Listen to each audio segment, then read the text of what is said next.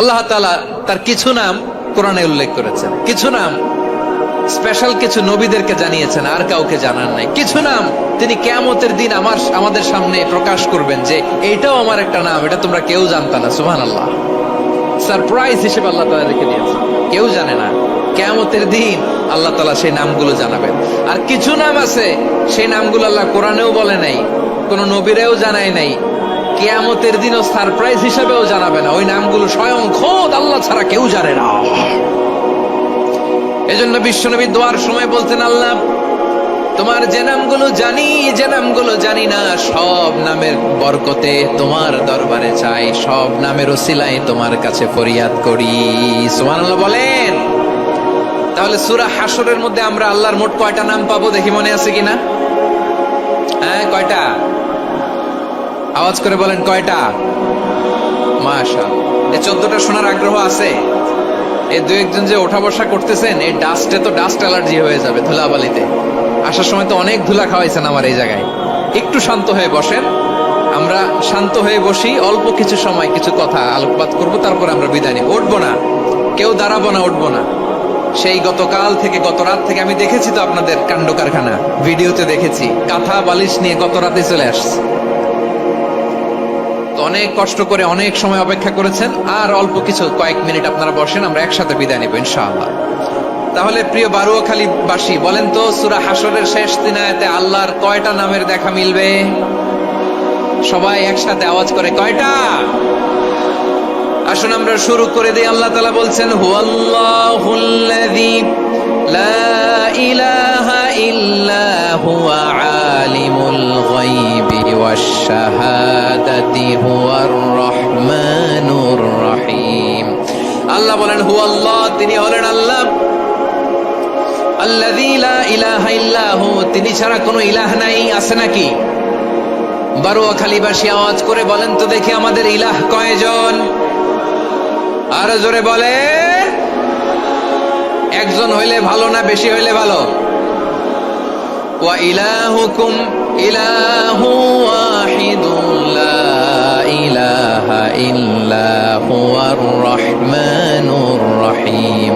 আল্লাহ বলেন, তোমাদের ইলাহ হলো একজন, তিনি ছাড়া কোনো ইলাহ নেই, তিনি দয়াময়, তিনি মেহেরবান। ইলাহ যদি একজন না হয়ে দুইজন হতো, ঝামেলা আছে না নাই? লাউ কানা ফীহিমা আলিহাতুন ইল্লাল্লাহু লাফাসাদাতা। আকাশ এবং জমিনের মধ্যে ইলাহ একজন না হয়ে যদি মাত্র দুইজন হতো, আকাশ জমিন ভেঙে খান খান হয়ে যেত। ঠিক কিনা বলেন? দুইজন ইলাহ হইলে খান খান হয়ে যেত। আমাদের রব একজন হইলে ভালো না বেশি হইলে ভালো?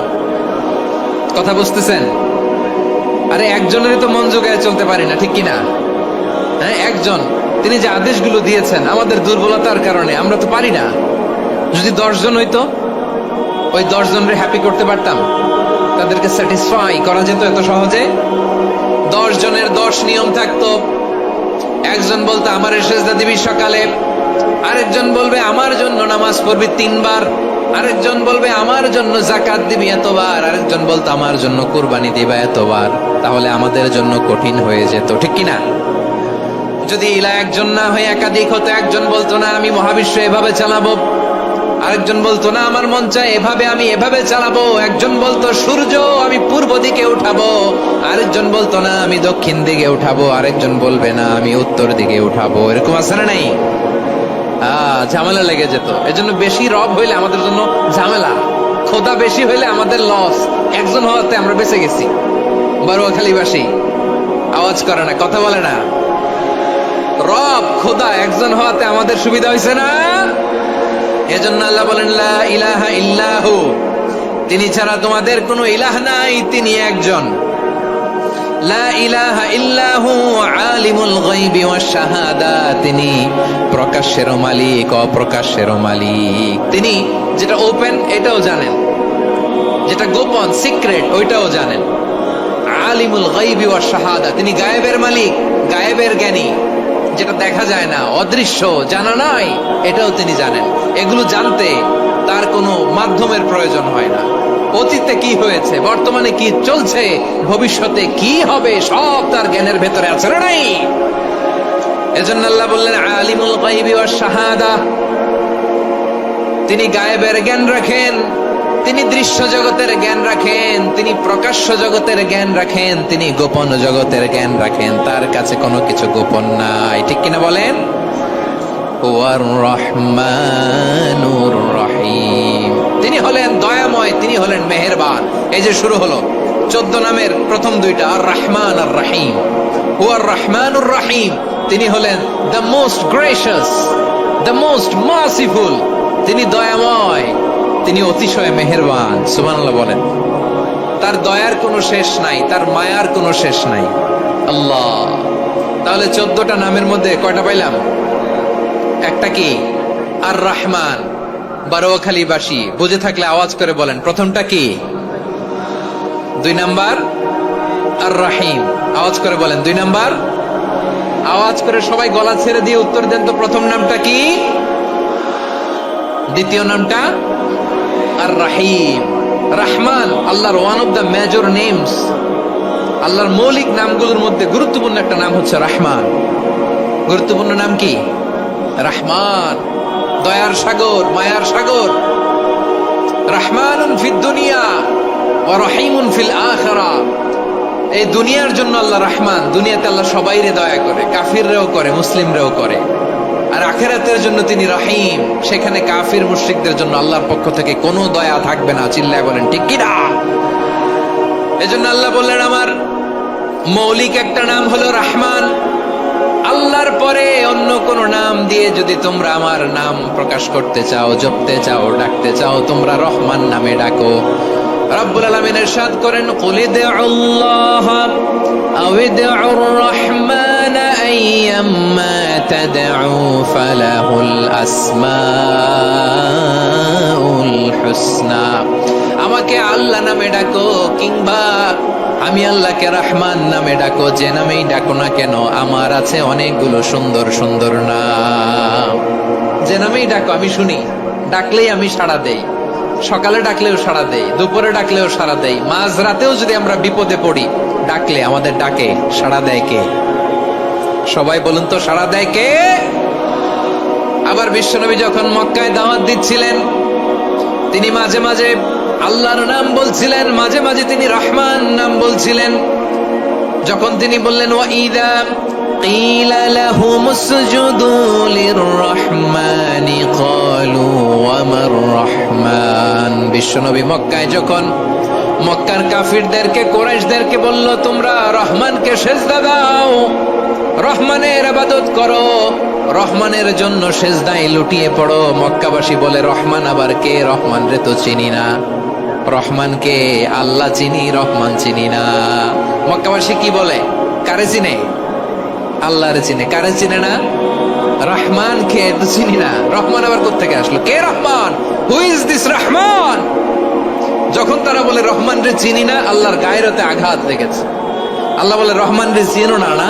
তাদেরকে চিনানোর জন্য আল্লাহ 78 আয়াত বিশিষ্ট আর রহমান নামে কোরআনে একটা সূরা নাজিল করেছেন। যখন মক্কার কুরাইশরা বলে আল্লাহ চিনি, রহমান চিনি না, আল্লাহ বলে রহমান রে চিনো না, তাহলে চিনে না ও রহমান নামে তিনি 78 আয়াত বিশিষ্ট কালামুল্লাহ মাজিদে একটা গোটা সূরা নাজিল করে দিয়েছেন। তিনি নাজিল করলেন আর রহমানু আল্লামাল কুরআনা খালাকাল ইনসানা আল্লামাহুল বায়ান। দয়াময় রহমান শেখালেন কোরআন, বানালেন ইনসান, শেখালেন বায়ান। দয়াময় রহমান শেখালেন কোরআন, বানালেন ইনসান, শেখালেন বায়ান। দয়াময় রহমান শেখালেন কোরআন, বানালেন ইনসান, শেখালেন বায়ান। পড়েন আল্লাহু আকবার। আল্লাহ বলে রহমান কারে বলে চেনো না? শুনে নাও, 78 আয়াত বিশিষ্ট গোটা একটা সূরা নাজিল করে দিলাম, সূরাতু আর রহমান। আর রহমান তিনি দয়ালু, আল্লামাল কোরআন, তিনি মানুষকে কোরআন শিখিয়েছেন। খালাকাল ইনসান, মানুষ বানিয়েছেন। আল্লামাহুল বায়ান, মানুষকে কথা বলা, বর্ণনা করা শিখিয়েছেন। পড়েন সুবহানাল্লাহ। গোটা একটা সূরাই নাজিল করেছেন, সূরাত আর রহমান। আমার বারোখালীর ভাইয়েরা, তার নাম হচ্ছে আর রহমান আর রাহিম, মানে দয়াময়, মেহেরবান। তার দয়া যে কত বেশি আপনি কল্পনাও করতে পারবেন না, আপনি কল্পনাতেও আনতে পারবেন না তার দয়া কত বেশি। বিশ্বনবী সাল্লাল্লাহু আলাইহি ওয়াসাল্লাম ফরমান, লাম্মা কাদাল্লাহুল খালকা কাতাবা ইনদাহু ফাওকা আরশিহি, আল্লাহ যখন মহাবিশ্বের সব সৃষ্টি করে সারলেন, তিনি আরশের উপরে লিখলেন সাবাকাত রাহমাতি গাদাবি, সাবাকাত রাহমাতি গাদাবি। কোথায় লিখছে? আরশের উপরে। আওয়াজ করে বলেন তো কোথায় লিখেছে? আরশের উপরে আল্লাহ লিখলেন সাবাকাত রাহমাতি গাদাবি। এর মানে হলো আমার দয়ার কাছে, আমার ভালোবাসার কাছে আমার ক্রোধ পরাজয় বরণ করেছে। আমার দয়ার কাছে আমার রাগ কিংবা ক্রোধ পরাজয় বরণ করেছে। মানে আমি আল্লাহর দয়া আছে, আবার আমি আল্লাহর ক্রোধ বা রাগ আছে, কিন্তু আমি আল্লাহর রাগের চেয়ে দয়া বেশি। আওয়াজ করে বলেন, আল্লাহর রাগ বেশি না দয়া বেশি? আল্লাহর যদি রাগ থাকতো আমরা বাঁচতে পারতাম? যে পরিমাণে আকাম কুকাম আমরা করি, অপকর্ম করি, অন্যায় করি, জুলুম করে জুলুমের আড্ডাখানা বানিয়ে রেখেছি গোটা দুনিয়াকে, আল্লাহ যদি মুহূর্তে মুহূর্তে রেগে যেতেন আমরা বাঁচতে পারতাম? মহাবিশ্ব সৃষ্টির পরেই তিনি আরশের উপরে লিখেছেন সাবাকাত রাহমাতি গাদাবি, মানে আমি আমার দয়ার কাছে আমি আল্লাহর ক্রোধ, রাগ, ক্ষোভ এটা পরাজিত হয়েছে। সুবহানাল্লাহ বলেন। আবার বিষ্ণু বললেন জাআলাল্লাহুর রাহমাতা মিয়াতা জুজ, আল্লাহ দয়ার ভালোবাসাকে 100 টুকরা করলেন। 99 টুকরা দয়া মায়া ভালোবাসা আল্লাহ নিজের কাছে রেখে দিলেন, আর 1 টুকরা দয়া মায়া ভালোবাসা আল্লাহ গোটা বিশ্বের সবার মাঝে ঢেলে দিলেন। দয়া মায়া ভালোবাসা 100 টুকরা করে আল্লাহ নিজের কাছে রাখছেন কয় টুকরা? সবাই বলেন 99 টুকরা। আর গোটা বিশ্বের সবার মাঝে ভাগ করে দিয়েছেন কয় টুকরা? এবার এই 1 টুকরার নমুনা দেখেন তো পৃথিবীতে। স্বামী স্ত্রীর জন্য কত ভালোবাসা, বন্ধু বন্ধুর জন্য কত ভালোবাসা, গার্লফ্রেন্ড বয়ফ্রেন্ডের জন্য গলায় ফাঁস লাগে, আছে না নাই? এই এখন গলার আওয়াজ বাড়ছে ইয়াংদের।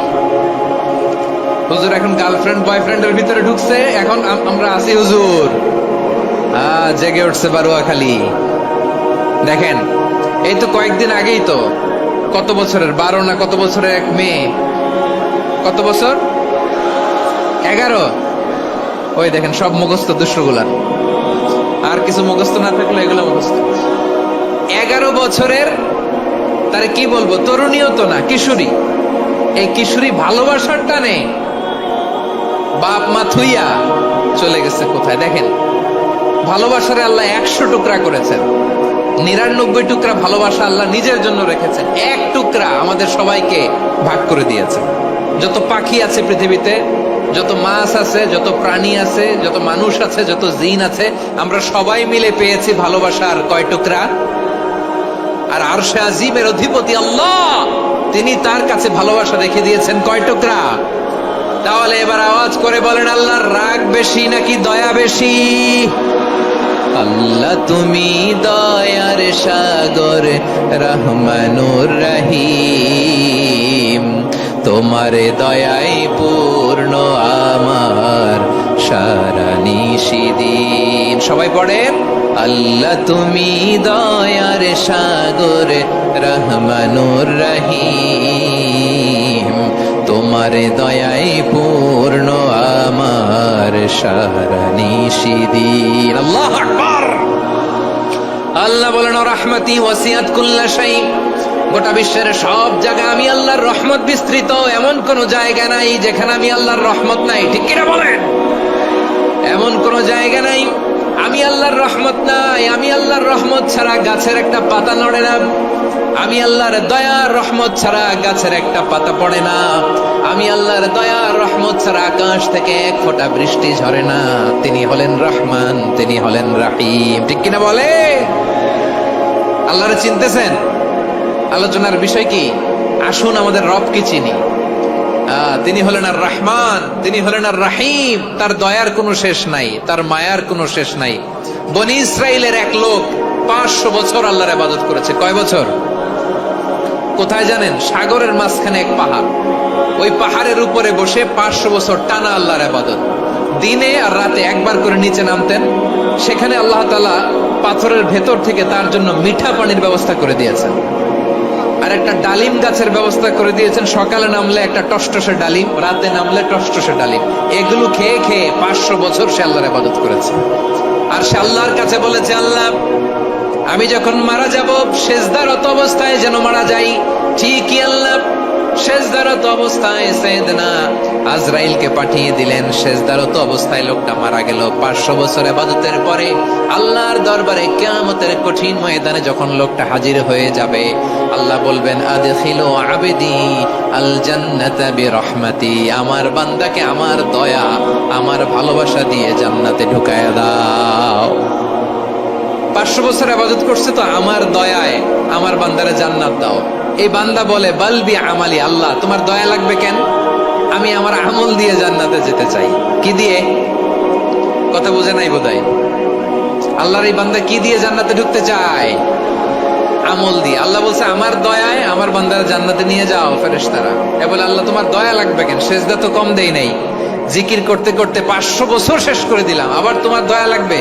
আমি তো আবার আমলেই জান্নাতে যেতে পারি। আল্লাহ বলবেন, তাই ঠিক আছে, আমি চাইলাম দয়া দিয়ে জান্নাত দিব, তুমি চাইলে আমল দিয়ে ঢুকবা, ঠিক আছে, তোমার আমল আর আমার যে দয়া দুইটার একটু মাপ দেই। তোমার 500 বছরের ইবাদত এক পাল্লায় রাখো। আর আল্লাহ বললেন, আমি যে দয়া করে এই দুনিয়ার নাজ নেয়ামত বিউটি সৌন্দর্য দেখার জন্য তোমার দুটা চোখ দিয়েছিলাম, দুটা নয় একটা চোখ আরেক পাল্লায় রাখো। রাখা হবে, দেখা যাবে ওই 500 বছরের ইবাদত হালকা হয়েছে, আর মুহূর্তের মধ্যে আল্লাহর দেয়া একটা চোখের নেয়ামত ভারী হয়ে গিয়েছে। আল্লাহ বলবেন, তোমার কথা মতো মাপ দেয়া হলো, এবার ফলাফল দেখো, হিসাব বলে তুমি এখন জাহান্নামে যাবা। Go to the hell fire, যাও এবার জাহান্নামে যাও। মাপ জোখে যখন আসছো আমার সাথে হিসাব ক্যালকুলেশন, যাও তুমি এবার জাহান্নামে যাবা। এবার লোকটা কাচুমাচু করে বলে, আল্লাহ আমি বুঝি নাই, আল্লাহ আমি বুঝতে পারি নাই, খেয়াল করি নাই, তুমি আমারে ক্ষমা করো, তুমি আমারে মাফ করো। ও আল্লাহ, এবার আমি টের পেয়েছি, এবার আমি বুঝতে পেরেছি, তোমার দয়া ছাড়া দুনিয়ায় কেউ জান্নাতে যেতে পারবে না, কেউ পারবে না। আল্লাহ বললেন, ওরে গোলাম, তুই তো কিছুই ছিলি না, অস্তিত্বহীনতা থেকে তোরে অস্তিত্বে আনলো কে? ওই ছোট্ট শুক্রাণু থেকে মায়ের পেটে 9 মাস ধরে খাবার দিয়েছে কে? আবার সুস্থতার সাথে দুনিয়ার বুকে তোরে ডেলিভারির ব্যবস্থা করে দিল কে? আবার তোর মায়ের বুকের ভেতরে 2টা খাবারের লাইনের ব্যবস্থা করে দিল কে? আবার তোকে শৈশব পেরিয়ে কৈশোর পেরিয়ে তারুণ্য, তারপরে যৌবন, এগুলো দান করলো কে? তার চেয়ে বড় কথা, পাহাড়ের মাঝখানে, সাগরের মাঝখানে 500 বছর ইবাদত করার শক্তি তোর গায়ে দিয়েছে কে? এই সাগরের মধ্যে লোনা পানি, লবণের পানি মুখে দেয়া যায় না, সেখান থেকে আমি পাহাড়ের ভেতর থেকে মিঠা পানির ব্যবস্থা করে দিলাম। ওই জায়গায় তোরে রিজিকের বন্দোবস্ত করলো কে? সকাল বিকাল 2 বেলা টসটসে ডালিম খাওয়ার ব্যবস্থা করে দিল কে? তোর আবদার ছিল, আল্লাহ আপনি আমার সেজদারত অবস্থায় রুহু কবজ করবেন, তোর শেষ আবদারটাও পূরণ করেছে কে? ও গোলাম, আমার রহমতের তুলনায়, আমার নেয়ামতের তুলনায় তোর 500 বছরের ইবাদতের কোনো ওজনই হবে না। গোটা বিশ্বের কেউ কোনোদিন আমার জান্নাতে ঢুকতে পারবে না আমি আল্লাহর দয়া ছাড়া। হুয়ার রহমানুর রহিম, তিনি দয়াময়, তিনি মেহেরবান। জিবরাইল আলাইহিস সালাম বিশ্বনবীর এই লম্বা হাদিসটা যখন শোনালেন, আমি যা যা বলছি এটা বিশাল এক হাদিসের অনুবাদ। বললেন, ইয়া মুহাম্মদ, এই দুনিয়ার সবটাই চলে আল্লাহর রহমত দিয়ে। হাদিসের শেষ কথা, সব চলে আল্লাহর কি দিয়ে? তখন বিশ্বনবী সাহাবাদের বললেন, ও সাহাবারা শোনো, আল্লাহর জান্নাতে কেউ কোনোদিন প্রবেশ করতে পারবে না তার রহমত ছাড়া। সাহাবারা বললেন, ইয়া রাসূলুল্লাহ, আপনিও না, আপনিও কি আল্লাহর রহমত ছাড়া প্রবেশ করতে পারবেন না? বিশ্বনবী বললেন, না আমিও না, আমি বিশ্বনবীও আল্লাহর জান্নাতে আল্লাহর রহমত ছাড়া ঢুকতে পারবে না। তবে কিয়ামতের দিন আল্লাহর রহমত আমার চারদিকে বেষ্টনী দিয়ে থাকবে। আল্লাহ নিজের পরিচয় দিয়ে বললেন, আলিমুল গায়বি ওয়াশ শাহাদাতি হুয়ার রহমানুর রহিম, আমি হলাম রহমান, আমি রহিম। আল্লাহরে চিনছেন? ওবারখালীর ভাইয়েরা, আপনার রবকে চিনতে পারতেছেন? তিনি দয়ার সাগর, তিনি মায়ার সাগর। তার দয়ার সাগর যে কত বড় আপনার কল্পনাতেও নাই। এজন্য আপনার পাপ যত বড় হোক, অন্যায় যত বড় হোক, অপরাধ যত বড় হোক, আপনার জুলুম যত বড় হোক, আল্লাহর রহমান নামের দরিয়া তার চাইতেও বড়। আল্লাহ বলেন, কুলিয়া ইবাদিয়াল্লাযীনা আসরাফু আলা আনফুসিহিম লা তাকনাতু মির রাহমাতিল্লাহ ইন্নাল্লাহা ইয়াগফিরুয যুনুবা জামিআ ইন্নাহু হুয়াল গফুরুর রহিম।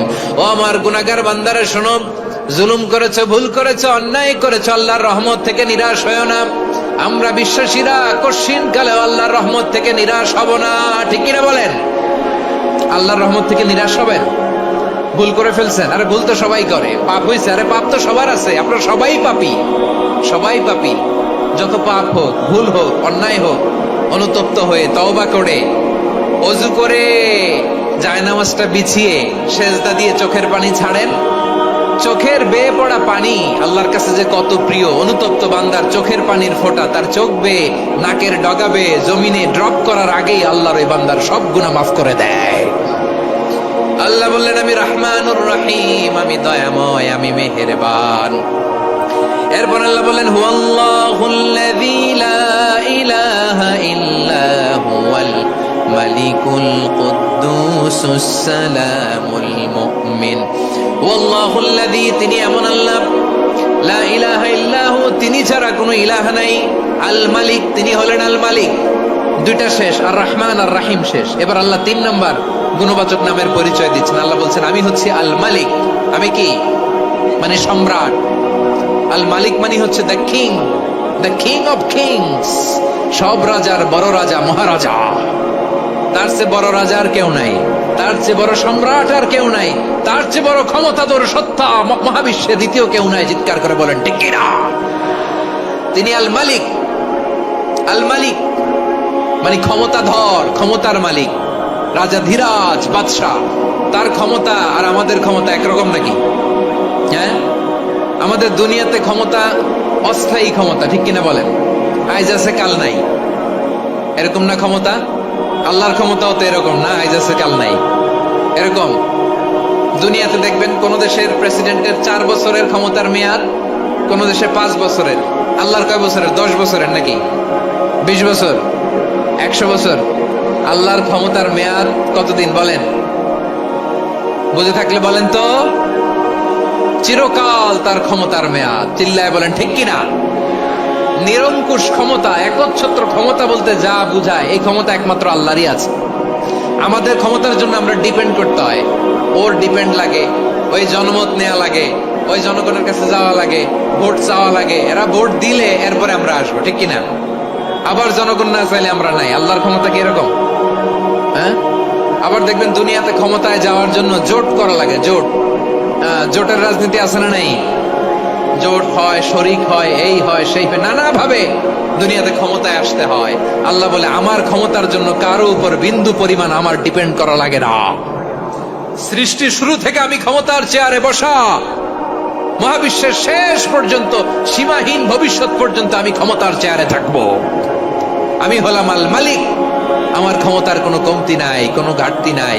কেউ আমার ক্ষমতা থেকে নামাতে পারবে না। পারা যাবে? এই যে আমরা ফ্যাসিস্ট সরকারের যে আপনারা নামাই দিছেন গণ অভ্যুত্থান করে, মনে আছে? 5ই আগস্টের কথা ভুলে গেছেন এত তাড়াতাড়ি? মনে আছে? আছে।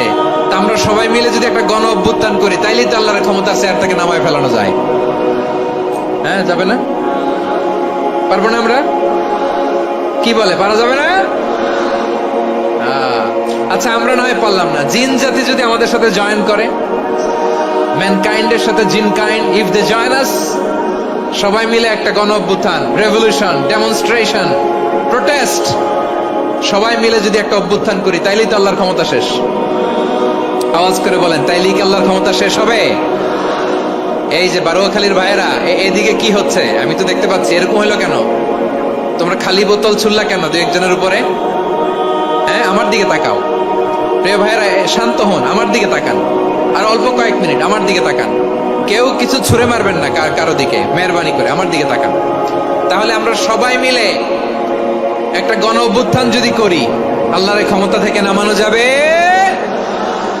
আল্লাহ বলেন না, আমি হলাম আল মালিক, আসল ক্ষমতার মালিক, the king of kings, the owner of ultimate power, the owner of ultimate authority, the owner of ultimate sovereignty, নিরঙ্কুশ একচ্ছত্র ক্ষমতার মালিক হচ্ছি আমি আল্লাহ। আল্লাহ তাআলা সূরা মুলকের শুরুতে বলছেন, তাবারাকাল্লাযী বিয়াদিহিল মুলকু ওয়া হুয়া আলা কুল্লি শাইইন কাদির। মহিমান্বিত সত্তা, যার হাতে ক্ষমতা, তিনি যা চান তাই করতে পারেন। আওয়াজ করে বলেন তো তিনি কে? আবার আল্লাহ বলেন, কুলিল্লাহুম্মা মালিকাল মুলকি তুতিল মুলকা মান তাশাউ ওয়া তানজিউল মুলকা মিম্মান তাশা ওয়া তুইজ্জু মান তাশাউ ওয়া তুযিল্লু মান তাশাউ বিয়াদিকাল খায়র ইন্নাকা আলা কুল্লি শাইইন কাদির। আল্লাহু আকবার। এ নবী, আপনি বলুন, আল্লাহুম্মা মালিকাল মুলক, আল্লাহ আপনি ক্ষমতার মালিক, তুতিল মুলকা মান তাশা, যাকে চান তারে ক্ষমতার চেয়ারে বসান, ওয়া তানজিউল মুলকা মিম্মান তাশা, যাকে চান তাকে ক্ষমতার চেয়ার থেকে ছুঁড়ে ফেলে দেন। তিনি কে? ক্ষমতার চেয়ারে বসায় কে? আবার মনে চাইলে আস্থা করে ছুঁড়ে নিক্ষেপ করেন, তিনি কে? আবার আল্লাহ বললেন, ওয়ালাম ইয়াকুল্লাহু শারীকুন ফিল মুলকি, আমার ক্ষমতায় কোনো শরীক নাই, কোনো জোট নাই, কোনো পার্টনার নাই, কোনো অংশীদার নাই। আবার আমি চলে গেলে আমার ক্ষমতার দাবিদারও কেউ নাই। আল্লাহু আকবার। এই দুনিয়াতে রাজা মারা গেলে পরে রাজা কে হয়? রাজার ছেলে রাজা, ঠিক কিনা বলেন? আল্লাহ চলে গেলে আরেকজন বসবে নাকি? এরকম না, তার ক্ষমতার সাথে দুনিয়ার ক্ষমতার কোনো মিলই নাই। এজন্য তিনি তার নাম দিয়েছেন আল মালিক। Al Malik, the owner of power, the owner of ultimate power and sovereignty, the king of kings, সব রাজার বড় রাজা, মহারাজা আল মালিক, তিনি হচ্ছেন আল্লাহ। চিৎকার করে বলেন ঠিক কিনা? তিনি আসল ক্ষমতার অধিকারী। দুনিয়াতে যে আমরা ক্ষমতা নিয়ে কামড়াকামড়ি করি, মারামারি করি, কিয়ামতের দিন আল্লাহ জিজ্ঞেস করবেন, কই তোদের ক্ষমতা আজকে বল। কিয়ামতের সময় সব মানুষগুলো যখন ইন্তেকাল করবে, সব জিনেরা যখন ইন্তেকাল করবে, সব ফেরেশতারা যখন ইন্তেকাল করবে, বাকি থাকবে মালাকুল মাউত। মালাকুল মাউত এসে বলবে, আল্লাহ আপনার কথা মতো সবাই শেষ, মানুষগুলো নাই, জিনগুলো নাই, আমার সতীর্থ ফেরেশতাগুলো নাই, মহাবিশ্বে আর কেউ নাই। আল্লাহ বলে, এখন কে আছে? মালাকুল মাউত বলবে, আল্লাহ তুমি আছো আর আমি।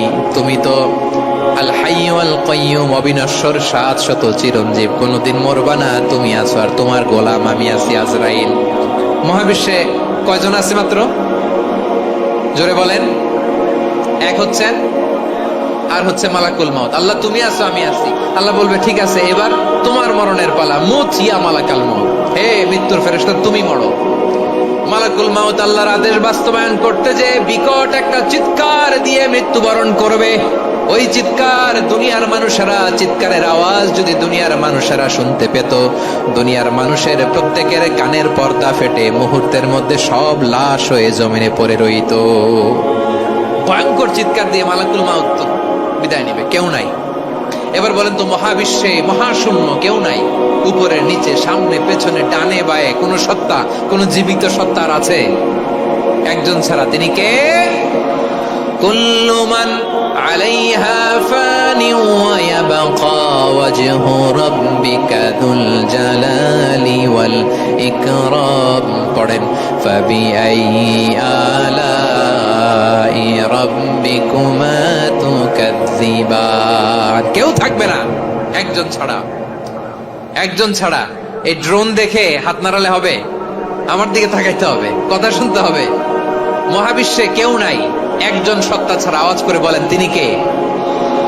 এবার আল্লাহ ডেকে বলবেন, লিমানিল মুলকুল ইয়াউম, লিমানিল মুলকুল ইয়াউম, ক্ষমতা কার? Who belongs the kingdom today? Who belongs the power, authority today? Who belongs the sovereignty today? আজকে ক্ষমতা কার?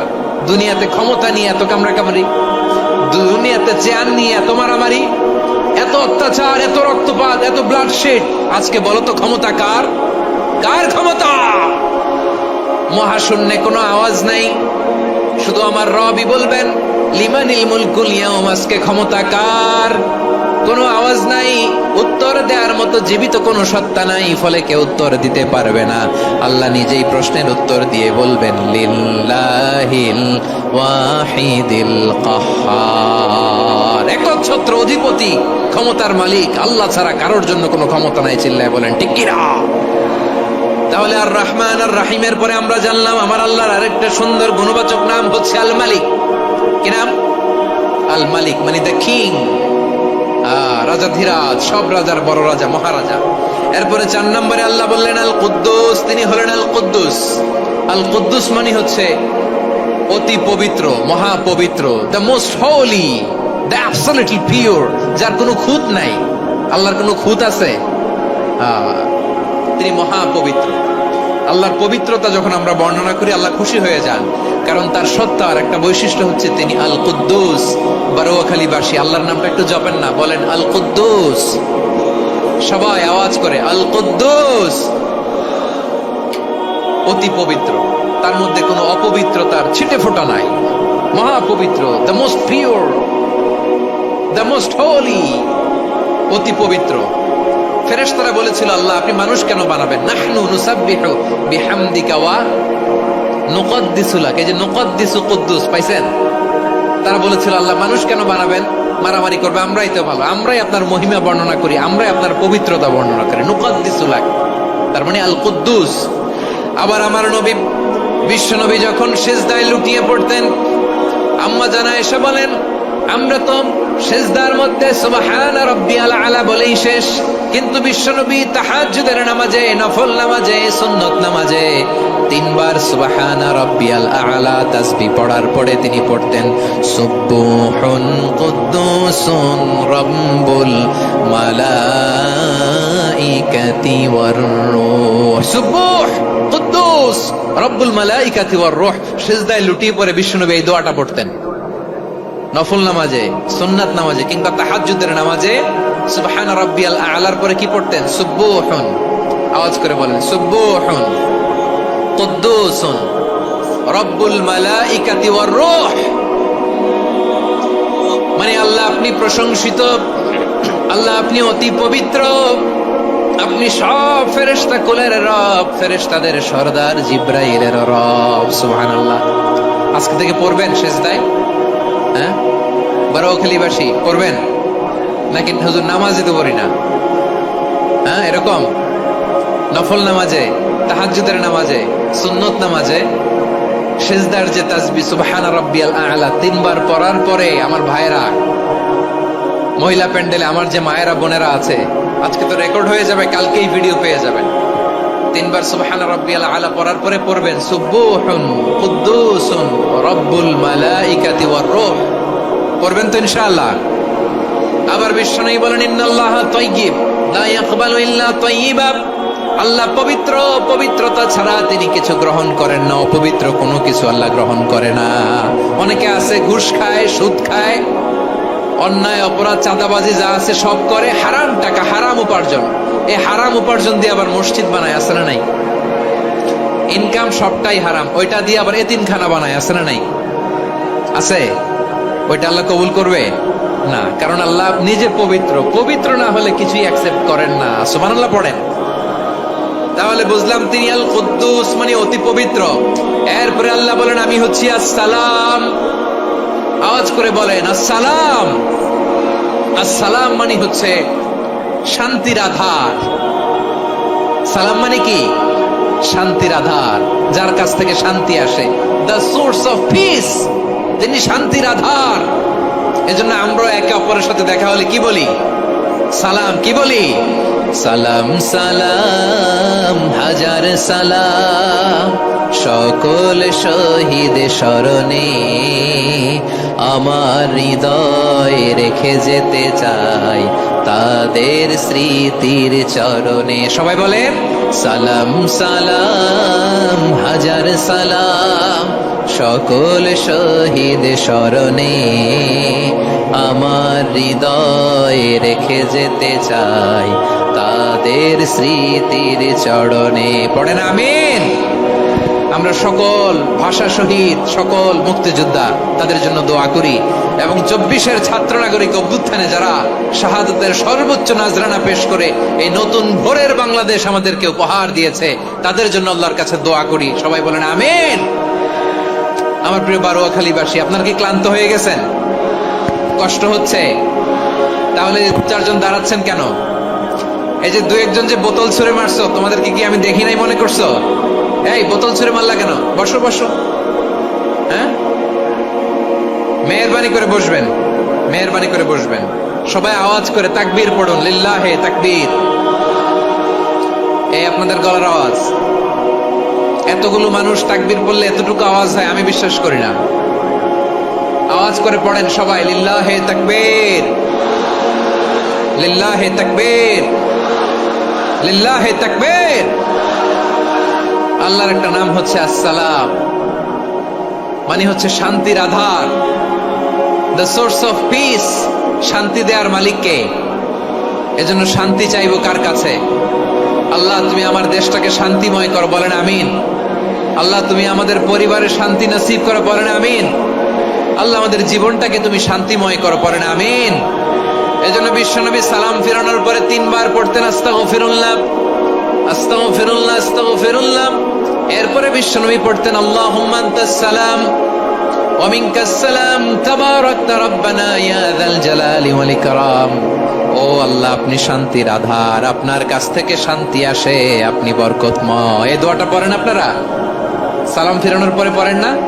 পড়বেন আজকে থেকে, আল্লাহুম্মা আনতাস সালাম ওয়া মিনকাস সালাম তাবারাকতা ইয়া যাল জালালি ওয়াল ইকরাম। আবার জান্নাতের আরেকটা নাম হচ্ছে দারুস সালাম, মানে শান্তির ঘর।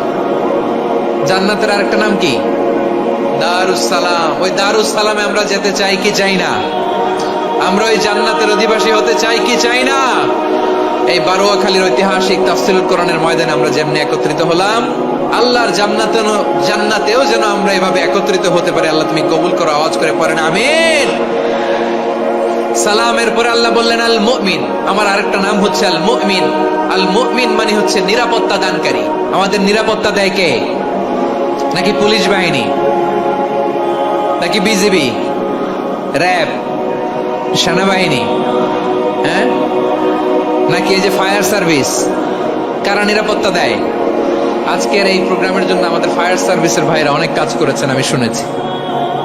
ভাইরা স্পেশালি দোয়া চেয়েছেন এবং তাদের একটা সুনাম আছে বাংলাদেশে। জীবনের ঝুঁকি নিয়ে ফায়ার সার্ভিস বাহিনী তারা বিপন্ন মানবতাকে রক্ষা করে, ঠিক কিনা বলেন? আমি ভাইদের জন্য দোয়া করি, এই ফায়ার সার্ভিস ইউনিটকে, এই ডিপার্টমেন্টকে আল্লাহ তাআলা তুমি কবুল করো। ওনারা আমাদের শৃঙ্খলা, শান্তি শৃঙ্খলা, সিকিউরিটি এনশিওর করেন, কিন্তু আসল নিরাপত্তা দেওয়ার মালিককে। অনেক সময় এরকম হয় না যে অনেক সিকিউরিটি দিয়ে রাখছে, কিন্তু স্নাইপার দিয়ে এমন ভাবে গুলি করছে একেবারে বড় সাহেবের মাথায় যে গুলি লাগছে, আসলে নাই?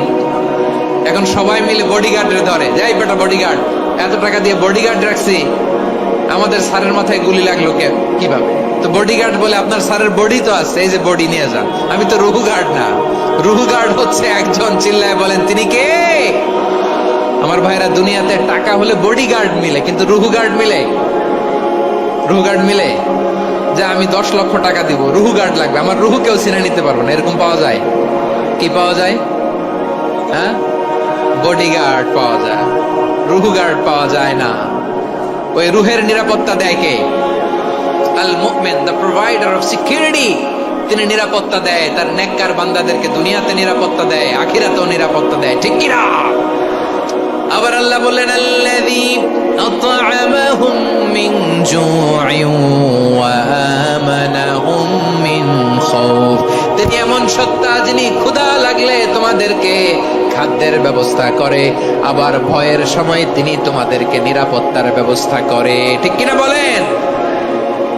দিও তৃষ্ণা পেলে ঠান্ডা পানি, ক্ষুধা পেলে লবণ ভাত আল্লাহ এই গরিবের শোনো, শোনো মোনাজাত আল্লাহ এই গরিবের শোনো, শোনো মোনাজাত আল্লাহ এই গরিবের দিও তৃষ্ণা পেলে ঠান্ডা পানি, ক্ষুধা পেলে লবণ ভাত আল্লাহ এই গরিবের। পড়ে না আমিন। আমরা যখন বিপদে পড়ি নিরাপত্তা দেয় কে? সাগরের তুফানের ভেতরে পড়ে যখন আল্লাহর কাছে ফরিয়াদ করি আমাদেরকে বাঁচায় কে? বিমানের ভেতরে যখন বিপদে পড়ি, যখন আল্লাহর কাছে সাহায্য চাই বাঁচায় কে? কঠিন বিপদের মুহূর্তে আমাদেরকে সিকিউরিটি দেয় কে? সে আল্লাহ বললেন আমার আরেকটা নাম হচ্ছে আল মুমিন, আমি নিরাপত্তা দেই। এরপরে আল্লাহ বললেন আমার আরেক নাম হলো আল মুহাইমিন। আরেক নাম কি? আল মুহাইমিন। আল মুহাইমিন মানে হচ্ছে দ্য ওভারসিয়ার, দ্য অবজারভার, পর্যবেক্ষক, যিনি মনিটরিং করেন আমাদের সব অ্যাক্টিভিটি, তিনি মনিটরিং করেন। কোনোভাবে তার চোখকে ফাঁকি দেয়া যায় না।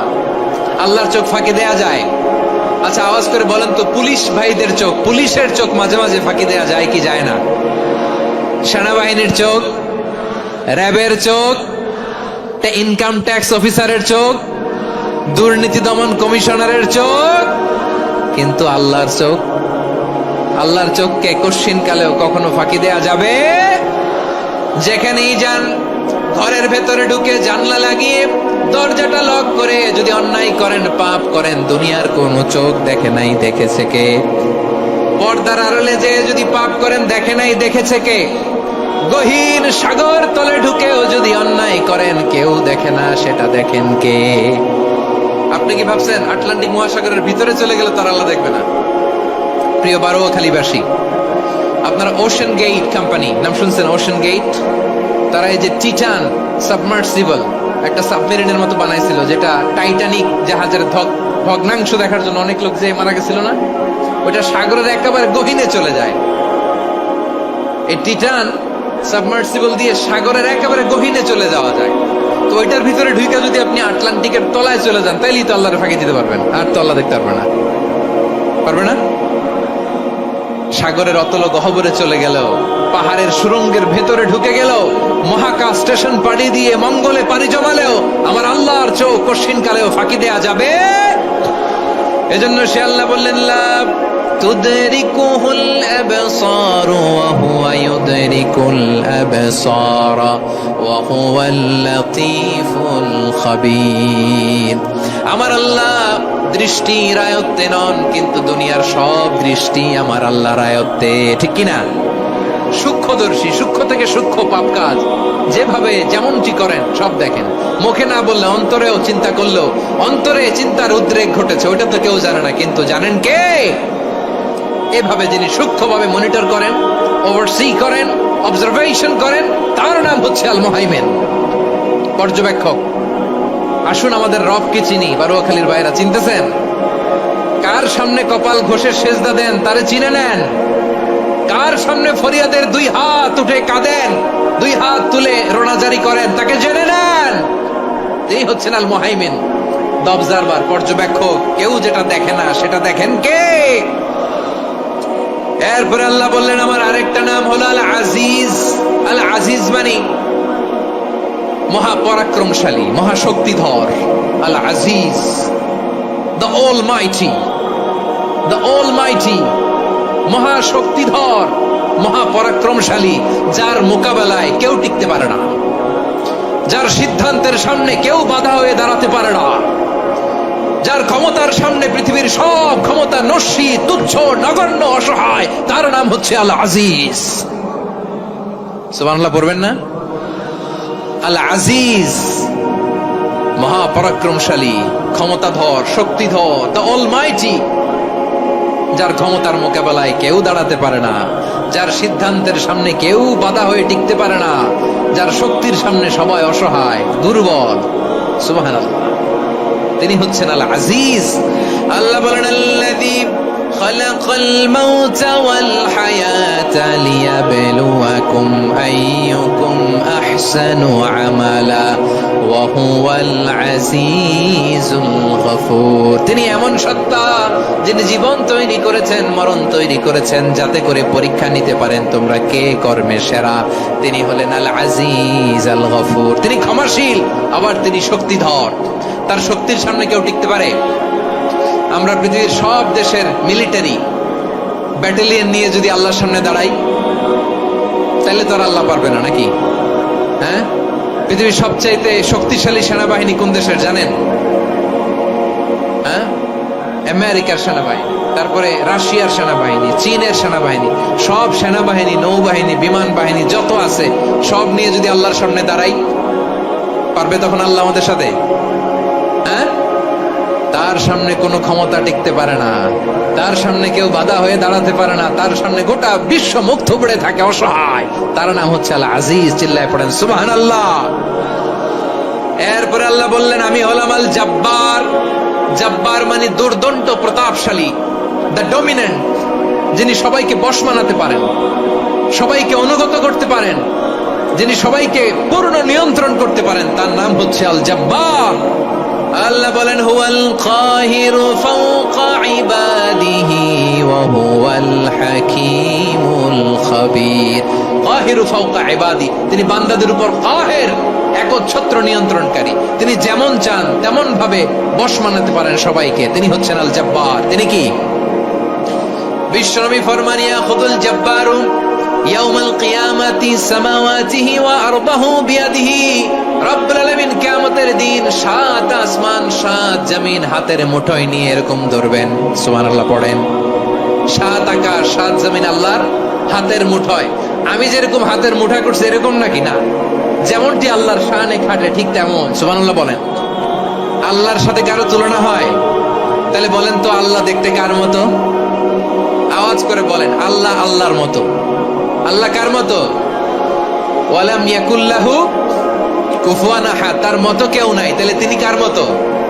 তার মতো। আওয়াজ করে বলেন বারুয়াখালী, তিনি কার মতো? তার মতো। আল্লাহ তাআলা সাত আকাশ সাত জমিনকে হাতের মুঠোয় নিবেন, মুঠোয় নিয়ে বলবেন আনাল জব্বার। আরে আমি তো জব্বার, আইনাল জব্বারুন। দুনিয়ার স্বৈরাচারী গুলো আজকে কোথায়? দুনিয়ার জালিম গুলো কোথায়? দুনিয়ার অত্যাচারী বাদশা গুলো আজকে কোথায়? আল্লাহ বলবেন আমি তো জব্বার। দুনিয়াতে যারা জব্বার বলে নিজেদের দাবি করতো, স্বৈরাচার, ডিক্টেটর, জালিম, অত্যাচারী, আজকে তোরা কোথায়? কোথায়? কোনো আওয়াজ নাই, কোনো খাওয়া নাই, ওই দিন কোনো টু শব্দ নাই। ওই দিন ক্ষমতা হবে এক সত্তার। চিল্লায় বলো তিনি কে? এজন্য আল্লাহ বললেন আমি হলাম জব্বার। এরপরে আল্লাহ বললেন আমি হলাম মুতাকাব্বির। আমি কি? মুতাকাব্বির মানে হচ্ছে দ্য সুপিরিয়র। সুপিরিয়র, যার চেয়ে বড় কেউ নাই, তিনি সবচেয়ে বড়। এই জন্য নামাজে প্রত্যেক রুকুতে সেজদায় আমরা সবাই বলি আল্লাহ আপনি সবচেয়ে বড়, ইউ আর দ্য গ্রেটেস্ট। আমরা বলি আল্লাহু আকবার। আমরা কি বলি? আওয়াজ করে বলেন আমরা কি বলি? কি বলে নামাজ শুরু করি বলেন তো? আওয়াজ করে সবাই পড়েন আল্লাহু আকবার। মানে আল্লাহ সবচেয়ে বড়। আল্লাহু আকবার মানে কি? আল্লাহ সবচেয়ে মহান, সবচেয়ে বড়। বলেন তো আল্লাহর চাইতে বড় কোন সত্তা এই মহাবিশ্বে দ্বিতীয় কেউ আছে? এজন্য আল্লাহ বলেন আমি হলাম আল মুতাকাব্বির। প্রকৃত গর্ব অহংকারের মালিক। আসল গর্ব, বীরত্ব, অহংকারের মালিক কে? আল্লাহ ছাড়া আর কারো অহংকার সাজে? সাজে না। আমাদের অহংকার সাজে? অহংকার সাজে না। আল্লাহ বলে আল কিবরিয়া উরিদাই, অহংকার আমি আল্লাহর চাদর। ওয়াল আযামাতু ইজহারি, বড়ত্ব আমি আল্লাহর লুঙ্গি।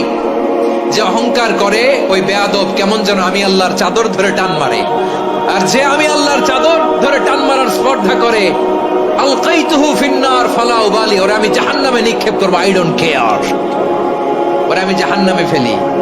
কারণ অহংকার এটা মানুষের সাজে না, এটা সাজে কার? তিনি হচ্ছেন আল মুতাকাব্বির। আল্লাহ ডেকে বলে গোলাম কেমন করে তোর বরত্ব সাজে, অহংকার সাজে? হাল আতা আলাল ইনসানি হিনুম মিনাদ দাহরি লাম ইয়াকুন শাইআম মাযকুরা। মানুষের এমন একটা সময় ছিল, সে মানুষের উল্লেখ করার মতো তার জীবনে কিছুই ছিল না। আমাদের জীবনে একটা সময় ছিল উল্লেখ করার মতো আমরা কিছুই ছিলাম না। বলেন তো আমাদের মায়ের পেটে যখন আমরা ছিলাম, প্রথম আমাদের সাইজ এত ছোট ছিল, 1 ফোঁটা পানি, নাপাক পানি, মাইক্রোস্কোপ দিয়েও তো আপনার হদিস খুঁজে পাওয়া যায় না। তা আপনার অহংকার আসে কোত্থেকে? আপনার বাবার পিঠ থেকে যখন মায়ের জরায়ুর ভেতরে যে আপনি পড়লেন, আপনি এত তুচ্ছ, আমরা এত তুচ্ছ নগণ্য ছিলাম, মাইক্রোস্কোপ দিয়েও আমাকে খুঁজে পাওয়া যায় না, সেই আমি অহংকার করি। মায়ের পেটে 8 মাস 9 মাস তিলে তিলে আমাকে বড় হওয়ার তৌফিক দিলেন কে? দুনিয়াতে আসার পরে হায়রে দাঁত নাই, হাড্ডি চাবাইতে পারি না, ঠিক কিনা? আচ্ছা, বারুয়াখালীবাসী, আপনাদের ঘরে যাদের 6 মাস 4 মাসের বাচ্চা আছে, ওরা গরুর হাড্ডি খাইতে পারে? হ্যাঁ। তারপর হাঁসের হাড্ডি, মুরগির হাড্ডি চাবাতে তো খুব ভালো লাগে, তো এগুলো চাবাতে পারে? কি দুর্বল দেখছেন, ও কিছু খাইতেও পারে না। ওরে দুধ দিয়ে, তারপরে ওকে আপনার ডাল দিয়ে, সবজি দিয়ে একটা মিক্স খিচুড়ি বানাইতে হয়, এটারও আবার ব্লেন্ডার করতে হয়। এদিক দিয়ে দিলে বাচ্চার এদিক দিয়ে পড়ে, এ নাকি আবার অহংকার করবে। বড় হওয়ার পরে অসুস্থ হলে মানুষের চেহারা ফ্যাকাশে হয়ে যায়, আইসিইউতে যে আল্লাহ আমারে বাঁচাও, এতদিন কইতে আমি ক্ষমতার মালিক, এতদিন কি কইছে আমি ক্ষমতার মালিক, আইসিইউর বেডে কি বলে আল্লাহ আমারে বাঁচাও। দেখছেন ক্ষমতা? এই তো মানুষের ক্ষমতা, এই তো ক্ষমতা। আর বয়স যখন 70-80, লাঠি ছাড়া যার জীবন চলে না, পিঠটা আগে ছিল এরকম, এখন বাঁকা হয়ে গেছে, এ করে অহংকার, এ করে বড়ত্বের গর্ব আর বড়াই। আল্লাহ বলে মানুষের জন্য অহংকার সাজে না, বড়ত্ব মানুষের মানায় না, দাম্ভিকতা মানুষের মানায় না, অহংকার গর্ব বড়ত্ব এগুলো একজনের জন্য। আওয়াজ করে বলেন তিনি কে? আল মুতাকাব্বির, দ্য সুপিরিয়র, সবচেয়ে বড় বড়ত্ব এবং গর্বের অধিকারী। এরপর আল্লাহ বললেন সুবহানাল্লাহি আম্মা ইউশরিকুন, তোমরা আল্লাহর সাথে যে সমস্ত জিনিসের শরীক করো, আল্লাহ তাআলা এগুলো থেকে অনেক পবিত্র। এরপর আল্লাহ বললেন হুয়াল্লাহুল খালিকুল বারিউল মুসাউবিরু লাহুল আসমাউল হুসনা। হুয়াল্লাহুল খালিক, তিনি হলেন স্রষ্টা। আল বারি, বারি মানেও স্রষ্টা। আল মুসাউবির, মুসাউবির মানেও স্রষ্টা। তিনটাই আল্লাহর সৃষ্টি সংক্রান্ত, কিন্তু তিনটা তিন রকম। আল খালিক মানে স্বাভাবিক স্রষ্টা, সৃষ্টির প্ল্যান করে যিনি, আদেশ করেন যিনি। আল বারি মানে কোন নমুনা ছাড়া যিনি কিছু নির্মাণ করতে পারেন, ওই স্রষ্টা। সুবহানাল্লাহ বলেন। 3 নম্বরে আল মুসাউবির, যিনি ফ্যাশনার, ডিজাইনার, দ্য শেপার, যিনি আকৃতি দান করেন মানুষের, তিনি হচ্ছেন আল মুসাউবির। 1 নম্বরে আল্লাহ হলেন খালিক, আমাদের স্রষ্টা। আওয়াজ করে বলুন তো আমার ভাইয়েরা, আমাদেরকে সৃষ্টি করেছেন কে? এই সৃষ্টি করার জন্য আল্লাহর কি অনেক কষ্ট হয়েছে নাকি? অনেক সময় দেয়া লেগেছে নাকি? আমার আল্লাহর ঘাম ঝরেছে নাকি? আল্লাহ বলে, না রে গোলাম, তোদের মতো আমার সময় লাগে না, কষ্ট হয় না। আমি কোন বলতে দেরি হয়, ফায়াকুন হতে দেরি হয় না। সুবহানাল্লাহ। ইন্নামা আমরুহু ইযা আরাদা শাইআন আন ইয়াকুলা লাহু কুন ফায়াকুন। আল্লাহর যখন কিছু করার ইচ্ছা জাগে, ইচ্ছা করেন, তিনি বলেন হও, মুহূর্তেই হয়ে যায়। হও, বি ইট ওয়াজ, বি ইট ওয়াজ। হও, হও বলতে দেরি, হতে দেরি হয়। আওয়াজ করে বলেন, হও বলতে দেরি, কিন্তু হতে দেরি হয়। হও, হয়ে যায়, কোনো দেরি নাই। তার মানে আল্লাহর হও বলা লাগে না, হও বলা লাগে না। এটা আমাদেরকে বোঝানোর জন্য আল্লাহ বলেছেন যে আমি কোন বললে হয়ে যায়, তাই বলে কোন বলারও মুখাপেক্ষী আমি নই। সুবহানাল্লাহ পড়বেন না? কেমন রবের গোলাম আমরা! আল্লাহ খালিক শব্দের কথা কোরআনের অনেক আয়াতে বলেছেন, ইন্নী খালিকুম বাশারাম মিন তিন, আমি মানুষকে কাদা দিয়ে, মাটি দিয়ে তৈরি করেছি, আমি হলাম খালিক, স্রষ্টা। আল খালিক, দ্য ক্রিয়েটর, যিনি সৃষ্টি করেন, সৃষ্টির আদেশ দেন। এরপরে আল্লাহ বলেন আমি হলাম আল বারি। আমরা বলি না বারি তাআলা, বারে তাআলা বলি না আমরা, এটা আল্লাহর একটা নাম। আল বারি মানে যিনি পূর্বের কোন নমুনা ছাড়া নতুন করে উদ্ভাবন করতে পারেন। সুবহানাল্লাহ বলেন। আচ্ছা, দুনিয়াতে আমরা কিছু বানাতে হলে পূর্বের নমুনা দেখার দরকার আছে না নাই? কোন একটা কিছু ডিজাইন করতে গেলে মানুষ কি করে? আগের ডিজাইনটা দেখে, আগের একটা ডেমো দেখে, ঠিক কিনা বলেন? তো আল্লাহ তো আগের একটা নমুনা দেখে আমাদেরকে বানাইছে, তাই না? আমাদেরকে বানানোর আগে আল্লাহর কাছে কোনো নমুনা ছিল? না, অস্তিত্বহীন থেকে তিনি আমাদেরকে অস্তিত্বে এনেছেন। নমুনা ছাড়া যিনি কিছু তৈরি করতে পারেন তাকে আরবিতে বলে আল বারি, দ্য ইনভেন্টর, উদ্ভাবক। কিছুই ছিল না, ওইটা থেকে যিনি তৈরি করেন তিনি বারি। ফাতুবু ইলা বারিকুম, তোমাদের ওই রবের কাছে ফিরে যাও। তাহলে সৃষ্টি সংক্রান্ত আল্লাহর এক নম্বর নাম আল খালিক, আওয়াজ করে বলেন আল খালিক। দুই নম্বরে আল বারি, আওয়াজ করে বলেন আল বারি। তিন নম্বরে আল্লাহ বললেন আমি হলাম আল মুসাওয়ির, আমি আকৃতি দানকারী, the fashioner, the designer, the shaper. আল্লাহ তাআলা আমাদের আকৃতি দান করেন। আমাদের দেহাবয়বের আকৃতি দান করেছেন কে? আমাদের কেউ সাদা, কেউ শ্যামলা, কেউ ফর্সা, কেউ লম্বা, কেউ খাটো, কেউ বেটে, কেউ মোটা, আছে না নাই? আমাদের কেউ নারী, আমাদের কেউ পুরুষ, আবার আমাদের কেউ হিজড়া। এটা বানালেন কে? আওয়াজ করে বলুন তো, এই ডিসিশন মেকিংটা করেছেন কে? এর নাম হচ্ছে আল মুসাওয়ির, the designer, the fashioner, the shaper. তিনি শেপ দেন। মায়ের পেটে থাকতে আমাদের কার কণ্ঠস্বর কেমন হবে, কার ডিএনএ, আমাদের দেহে যে সেলের মধ্যে যে ডিএনএ থাকে, ডাইঅক্সিরিবো নিউক্লিক অ্যাসিড, এটা দিয়ে আমাদের ফিচার গুলো ডিফাইন হয়। এটা কার কণ্ঠ কেমন, কার চেহারা কেমন, কার স্কিন কালার কেমন, এটা ডিসাইড করেছেন কে? আওয়াজ করে বলেন কে? সে আল্লাহ বলছেন হুয়াল্লাযী ইউসাউয়িরুকুম ফিল আরহামি কাইফা ইয়াশা লা ইলাহা ইল্লা হুয়াল আজিজুল হাকীম। তিনি এমন সত্তা যিনি মায়ের পেটে থাকতেই তোমাদের চেহারার আকৃতি দিয়েছেন, যেমন চেয়েছেন তেমন দিয়েছেন। তিনি কে? আপনার চেহারার ডিজাইন করছে কে? আমারটা ডিজাইন করছে কে? নাকি আমরা করছি? এই ক্ষমতা আল্লাহ আমাদের হাতে দিছে, নিজের হাতে রেখে দিছে। সুবহানাল্লাহ পড়েন। আবার সূরা ইনফিতার আল্লাহ বলছেন আল্লাযী খালাকাকা ফাসাওয়াকা ফাআদালাকা ফি আইয়ি সূরাতিন মা শাআ রাক্কাবাক। তিনি এমন সত্তা যিনি তোমাদের সৃষ্টি করেছেন, এই সৃষ্টিকে সুবিন্যস্ত করেছেন, সুষম করেছেন, যেমন চেয়েছেন তেমন আকৃতিতে তোমাদেরকে তিনি দুনিয়ায় পাঠিয়েছেন। সুবহানাল্লাহ। তাহলে আকৃতি দান করেন কে?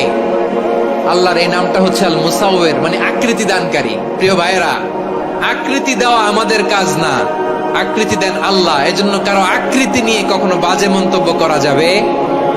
আমার বড়ুয়াখালীর ভাইয়েরা আওয়াজ করে আমার সাথে বলুন, কারো আকৃতি নিয়ে বাজে মন্তব্য করবেন? কমেন্টে সরাসরি কাউরে বলবেন তুই লম্বুর ঘরের লম্বু, তুই মোটুর ঘরের মোটু, তুই চিকনার ঘরের চিকনা, তোর নাক চ্যাপটা, তুই খাটো, তুই এইটা সেইটা বলবেন? কথা কয় না, বলবেন? কারো আকৃতি নিয়ে ব্যঙ্গ করা যাবে? এটার ইংরেজিতে বলে বডি শেমিং। কি বলে? Body shaming. এটা হারাম। আমার কলিজার টুকরা বারুয়াখালীর নবাবগঞ্জের যুবক ভাইয়েরা, খবরদার, কোশ্চিন কালেও আমরা কারো দেহের আকৃতি নিয়ে, বডি শেপ নিয়ে মন্দ কথা, বাজে কমেন্টস করব? কারণ এই আকৃতিটা দিয়েছে কে? আচ্ছা, ও যে শ্যামলা, ওরে শ্যামলা বানালো কে? আর এই লোক যে ফর্সা, এরে ফর্সা বানালো কে? একজন লম্বা, কে বানালো? আরেকজন খাটো, কে বানালো? তো লম্বা বানাইছে আল্লাহ, বেটে বানাইছে আল্লাহ। ওরে যদি বেটে বলেন, গালিটা কি ওর কাছে যায় না? যায়। যে ওরে বেটে বানাইছে তারে দেয়া হয় গালি। কথা বুঝতেছেন? কারো আকৃতি নিয়ে যদি আপনি ব্যঙ্গ করেন, তাহলে যে যে সত্তা এই আকৃতি দিয়েছে তাকে ব্যঙ্গ করা হয়। কেউ খাটো হওয়ার জন্য ওরে যদি আপনি খাটু বলেন, ওকে বলেন নাই, যে সত্তা তাকে খাটো বানিয়েছে তাকে বলেছেন আপনি। তাহলে কারো আকৃতি নিয়ে ব্যঙ্গ করবেন? করবেন? কোশ্চিন কালেও যেন আমরা না করি। প্রিয় ভাইরা, আম্মা জান আয়েশা রাদিয়াল্লাহু তাআলা আনহা, আমাদের প্রিয় আম্মা জান, বিষ্ণু ইসা ইসলামের প্রিয়তমা স্ত্রী, উনি বিষ্ণু ইসা ইসলামের আরেক স্ত্রী, ওনার নাম হচ্ছে সাফিয়া, উনিও আমাদের আম্মা জান। ওনার ব্যাপারে একটা কথা বলতে যে একটা কথা বলেছিলেন, রাসূল সাল্লাল্লাহু আলাইহি ওয়াসাল্লাম এটা পছন্দ করেননি। উনি বললেন যে আপনার স্ত্রী এমন এমন, সরাসরি বলেন না, ইঙ্গিত দিয়ে। নারীদের মধ্যে মানবিক কারণে জেলাসি একটু থাকে, এটা স্বাভাবিক। এটা থেকে নবীর স্ত্রীরাও মুক্ত ছিলেন না, এটা থাকবে। তো তিনি বলেছিলেন যে আপনার অমুক স্ত্রী কাদা ওয়া কাদা, সফিয়া তো এমন এমন, তা আনি কসিরা, এটা দিয়ে বুঝিয়েছিলেন একটু খাটো, একটু স্থূলাকৃতির, একটু মোটা ছিলেন, উনি খাটো ছিলেন। ইঙ্গিত করে যখন রাসূল সাল্লাল্লাহু আলাইহি ওয়াসাল্লামকে এটা বললেন, রাসূল সাল্লাল্লাহু আলাইহি ওয়াসাল্লাম এটা পছন্দ করলেন না। আল্লাহ রাসূল বললেন, আয়েশা তুমি এটা কি বললে? এমন কথা তো তোমার কাছ থেকে আশা করি নাই। তুমি আমার আরেক বিবির ব্যাপারে এমন কথা বললে। আয়েশা তুমি কি জানো, লাকাদ কুলতি কালিমাতান লাউ মুযিজাত বিমাইল বাহরি লামাযাজাতহু, তুমি এমন একটা কথা মুখ দিয়ে উচ্চারণ করেছো, এই শব্দগুলো যদি সাগরের পানিতে ছেড়ে দেয়া হয়, এই কথার তিক্ততার পঙ্কিলতার কারণে নীল সাগরের পানি মুহূর্তেই কালো হয়ে যাবে। আয়েশা খবরদার, আর এরকম বলো না, আর বলো না। রাসূল সাল্লাল্লাহু আলাইহি ওয়াসাল্লাম কখনো বডি শেমিং কে স্পেস দিতেন না, সুযোগ দিতেন না। আল্লাহ নবী সাল্লাল্লাহু আলাইহি ওয়াসাল্লামের এক সাহাবী আব্দুল্লাহ ইবনে মাসউদ রাদিয়াল্লাহু তাআলা আনহু, ওনার পা গুলো ছিল খুব সরু আকৃতির, কৃশ বর্ণের, চিকন। উনি আরাক নামে এক গাছের উপরে উঠেছেন, ডাল ভাঙবেন, ডালা ভেঙে কি করবেন, মেসওয়াক করবেন। তো বাতাসের ঝাপটায় ওনার লুঙ্গি একটু সরে গেল, নিচ থেকে লোকেরা ওনার ওই চিকন পা দেখে ফেললো। দেখে সবাই হেসে কুটি কুটি হাসতেছে সবাই। বিষ্ণু সাল্লাল্লাহু আলাইহি ওয়াসাল্লাম বললেন, হাসলা কেন? সব সাহাবারা বলে, ইবনে মাসুদের পা দেখে হাসছি। রাসূল সাল্লাল্লাহু আলাইহি ওয়াসাল্লাম বলেন, আমার আব্দুল্লাহ ইবনে মাসুদের পা দেখে তোমরা এরকম হাসলা, তার আকৃতি নিয়ে তোমরা এরকম করলা, তোমরা কি জানো? ওয়াল্লাযী নাফসি বিয়াদিহি, সেই সত্তার শপথ যার হাতে আমার আত্মা, লাহুমা আসকালু ফিল মিজানি মিন উহুদ, আমার ইবনে মাসুদের পা দুইটা যদি মিজানের পাল্লায় কিয়ামতের দিন উঠিয়ে দেওয়া হয়, উহুদ পাহাড়ের চেয়েও বেশি ভারী হয়ে যাবে। খবরদার, কারো আকৃতি নিয়ে ব্যঙ্গ করো না, কারণ আকৃতি সে নিজেরা বানায় নাই, এই আকৃতি দিয়েছে কে? ও ভাই, আমার আকৃতি কেমন হবে এটা ফিক্স করার দায়িত্ব যদি আল্লাহ আমাকে দিত, আমি কি করতাম বলেন তো দেখি, উত্তর দেন। হ্যাঁ, সুন্দর করে নিজেকে সুশোভিত করে, শুভ্র, ফর্সা, ড্যাশিং, ফ্যাসিনেটিং, স্মার্ট করে নিজেকে তৈরি করতাম, ঠিক কিনা? কোন নারীকে যদি তার চেহারা, রং, গড়ন, অবয়ব, দেহাবয়ব, আকৃতি, শেপ কেমন হবে এটা ফিক্স করার দায়িত্ব যদি আল্লাহ তাকেই দিয়ে দিতেন, সে নিজেকে সবচেয়ে সুন্দরী, সবচেয়ে রূপবতী করে তৈরি করতো, ঠিক কিনা? তো এটা আল্লাহ তাআলা দেন নাই, এটা পরীক্ষা হিসেবে রেখে দিয়েছেন। আল্লাহ কাউকে ফর্সা বানিয়েছেন, এটা তার জন্য পরীক্ষা। কাউকে আল্লাহ শ্যামবর্ণের বানিয়েছেন, এটা তার জন্য পরীক্ষা। কাউকে আল্লাহ নারী বানিয়েছেন, এটা পরীক্ষা। কাউকে পুরুষ বানিয়েছেন, এটাও পরীক্ষা। চিল্লায় বলেন আল্লাহু আকবার। সে আল্লাহ বললেন, গোলাম আমি হলাম মুসাওয়ির, আকৃতি দানকারী, the fashioner, the shaper, the designer. এজন্য কারো চেহারা নিয়ে আজকে থেকে আমরা আর কোনো বাজে মন্তব্য করব মনে থাকবে। আমার মায়েরা, বোনেরা, মহিলা প্যান্ডেলে যারা শুনেছেন, আপনারাও আপনার কোনো বোনকে কখনো তার চেহারা নিয়ে, আকৃতি নিয়ে কটু কথা বলতে পারবেন? আল্লাহ আমাদেরকে যাকে যেরকম বানিয়েছে এতেই আমরা হ্যাপি, ঠিক কিনা? অন্যেরটাও বলতে পারবেন না, নিজেরটাও পারবেন না। আয় রে আমি এত কালা কেন, আয় রে আমি এত খাটো কেন, আয় রে আমি এত, এগুলো বলা যাবে? এটা আমাদের একটা বড় আকীদার সাথে কন্ট্রাডিক্ট করে। সেটা হচ্ছে আর রিদা বিল কাদা, বিশ্বাসীরা আল্লাহ যেটা আমাদের জন্য কাদা ফয়সালা করেছেন এটাতে রাদি থাকে, সন্তুষ্ট থাকে, ঠিক কিনা বলেন? আর যদি আপনি কমপ্লেইন করেন তাহলে আপনার অসন্তোষ আপনি প্রকাশ করলেন। নারী হয়ে আপনি খুশি হবেন, আপনি পুরুষ তো এতেই খুশি হবেন। এখন পশ্চিমা বিশ্ব থেকে একটা রোগ বেরোইছে, এটার জেন্ডার ডিসফোরিয়া বলে। নারী হয়ে সে খুশি না, সে পুরুষ হতে চায়, এরকম আছে না নাই? পুরুষ, দিব্যি পুরুষ, সুস্থ পুরুষ, পুরুষ হয়ে হ্যাপি না, সে নারী হতে চায়। শরীফ হতে শরীফার গল্প আপনারা শোনেন নাই? এগুলোর সাথে ইসলামের কোনো সম্পর্ক? তাহলে আমাদের আকৃতি দেয় কে? চিল্লায় বলেন। আমার শেপ কিরকম, নিজের শেপ নিয়ে কমপ্লেন করবেন? অন্যের বডি শেপ নিয়ে আর কোনোদিন বডি শেমিং করবেন? যদি করেন, গালিটা কি তাকে দেয়া হলো নাকি আমার রবকে দেয়া হলো? এরপর আল্লাহ বললেন লাহুল আসমাউল হুসনা, 14টা 13টা বলে ফেলছে আরেকটা। আল্লাহর এরকম অনেক সুন্দর সুন্দর নাম আছে। ইউসাব্বিহু লাহু মা ফিস সামাওয়াতি ওয়াল আরদি ওয়া হুয়াল আজিজুল হাকীম। আকাশ জমিনে যা কিছু আছে সব কিছু তাসবিহ পড়ে একজনের, তিনি কে? সাব্বাহা লিল্লাহি মা ফিস সামাওয়াতি ওয়াল আরদি ওয়া হুয়াল আজিজুল হাকীম। আকাশে জমিনে যেখানেই যেটা থাক না, তাসবিহ পড়ে কার? জিকির করে কার? কিন্তু এই জিকিরের ভাষা আমরা বুঝি না। আপনারা কি জানেন এই যে মাউন্ট এভারেস্ট, এটাও জিকির করে কার? আমাদের বান্দরবানের যে চিম্বুক পাহাড় জিকির করে কার? আমাদের ময়মনসিংহ এর গারো পাহাড় জিকির করে কার? এই যে বারুয়াখালীর বিশাল বিশাল গাছগুলো, বৃক্ষরাজি, এগুলো জিকির করে কার? সাগরের অতল গহ্বরে মৎস্যকুল জিকির করে কার? আকাশে ভেসে বেড়ানো পাখিগুলো জিকির করে কার? পাখিরা যায় উড়ে যায় আকাশের ওই নীলিমায়, নদীরা যায় ছুটে যায় সাগরের ওই মোহনায়। পাখ পাখালি আর সাগরে নদী, পাখ পাখালি আর সাগরে নদী কার গুণগান গায়। আল্লাহ আল্লাহ আল্লাহ আল্লাহ আল্লাহ রে গুণগান গায়। সবাই পড়েন আল্লাহ আল্লাহ আল্লাহ আল্লাহ আল্লাহ রে গুণগান গায়। সুবহানাল্লাহ পড়েন। চোখে আমরা যা দেখি সব গুণগান গায় কার?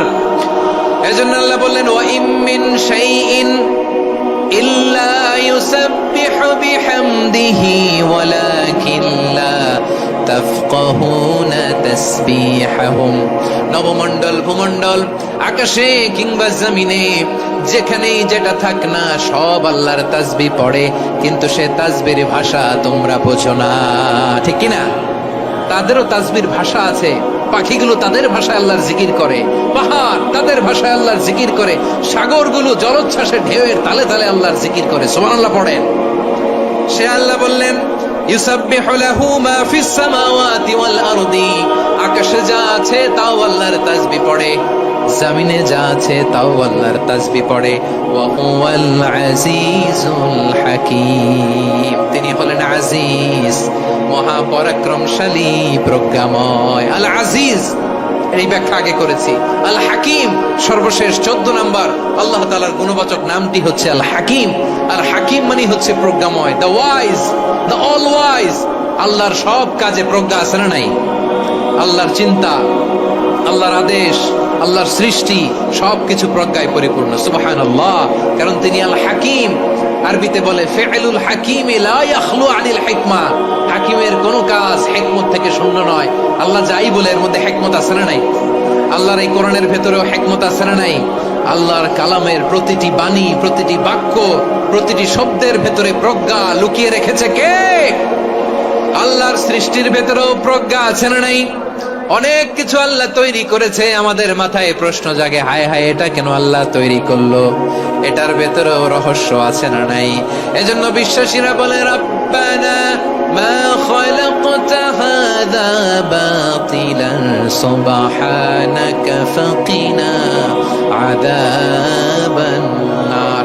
ও আমাদের রব, এই জমিনে যা আমরা দেখি কোনো কিছুই তুমি এমনি এমনি সৃষ্টি করো নাই, তুমি আগুনের শাস্তি থেকে আমাদেরকে বাঁচাও, পড়ে না আমিন। সবকিছুর মধ্যে হিকমা আছে, এই কোরআনেও হিকমা আছে। আল্লাহ বলছেন ইয়াসিন ওয়াল কোরআনিল হাকিম, প্রজ্ঞাময়, বিজ্ঞানময় কোরআনের শপথ। আল্লাহর সব কাজের ভেতরে হিকমা, প্রজ্ঞা আছে না নাই? সে আল্লাহ বললেন গোলাম, সূরা হাশরের শেষ 3 আয়াতের ভেতরে আমি আল্লাহর 14টি গুণবাচক নাম উল্লেখ করে দিয়েছি। যখন জপতে মন চাইবে এই নামগুলো দিয়ে জপবি, যখন ফরিয়াদ করবি আমার এই নামগুলো দিয়ে আমি আল্লাহর কাছে ফরিয়াদ করবি, ঠিক কিনা বলেন? রাজি আছেন? এই যে আর রহমান, আর রাহিম, আল কুদ্দুস, আস সালাম, আল জব্বার, আল আজিজ, আল হাকিম, এই নামগুলো ধরে ধরে আল্লাহর ডাকতে রাজি আছেন? খেয়াল করবেন প্রিয় ভাইরা, দোয়া কবুলের কিছু শর্ত আছে। এর মধ্যে একটা শর্ত হচ্ছে আল্লাহর সুন্দর সুন্দর নামগুলো ধরে ধরে আল্লাহকে ডাকা, তাহলে ওই দোয়াগুলো আল্লাহ তাআলা কবুল করে। এই নামগুলো আরো বিশেষ করে বেশি করে জানার চেষ্টা করবেন, তাহলে আল্লাহর প্রতি অগাধ আস্থা, বিশ্বাস, ভালোবাসা আমাদের বাড়বে। এই যে 14টা নাম আল্লাহর পরিচয় আমরা ইন ডেপথ জেনেছি, আল্লাহর প্রতি আপনাদের আস্থা বেড়েছে না? আল্লাহর প্রতি আমাদের ভালোবাসা আরো প্রগাঢ় হয়েছে না? আমরা যখন ডাকবো তার নামেই ডাকবো, জিকির করব তার নামেই করব, ঠিক যেমনটি আল্লাহ শিখিয়েছেন, ঠিক কিনা বলেন? এবং এই নামগুলো থেকে আমাদের যে শিক্ষা, এই শিক্ষাগুলো আমরা আমাদের জীবনে বাস্তবায়ন করব। সব শেষ কথা বলি প্রিয় ভাইরা, সব শেষ কথা বলি, এই যে আমাদের রবকে আমরা চিনলাম, একাগ্রভাবে এই রবের দিকে ঝুঁকে পড়েন, গোটা বিশ্ব আপনার দিকে ঝুঁকে পড়বে। আই রিপিট, আমি আবারও বলছি, আপনার রবের দিকে আপনি একনিষ্ঠভাবে ইখলাসের সাথে ঝুঁকে পড়ুন, তামাম দুনিয়া আপনার দিকে ঝুঁকে পড়বে। ঠিক কিনা বলেন? আল্লাহ তাআলা আমাদের সবাইকে কথাগুলো বোঝার ও আমল করার তৌফিক দান করুক। যে কথাগুলো বললাম, সর্বপ্রথম আল্লাহ তাআলা আমাকে এবং আপনাদের সবাইকে আমল করার তৌফিক দান করুক। হাযা মা ইনদি ওয়াল ইলমু ইনদাল্লাহ আলাইহি তাওয়াক্কালতু ওয়া ইলাইহি উনীব। সুবহানাকাল্লাহুম্মা বিহামদিকা আশহাদু আল্লা ইলাহা ইল্লা আনতা আস্তাগফিরুকা ওয়া আতুবু ইলাইক। এখানে আমাকে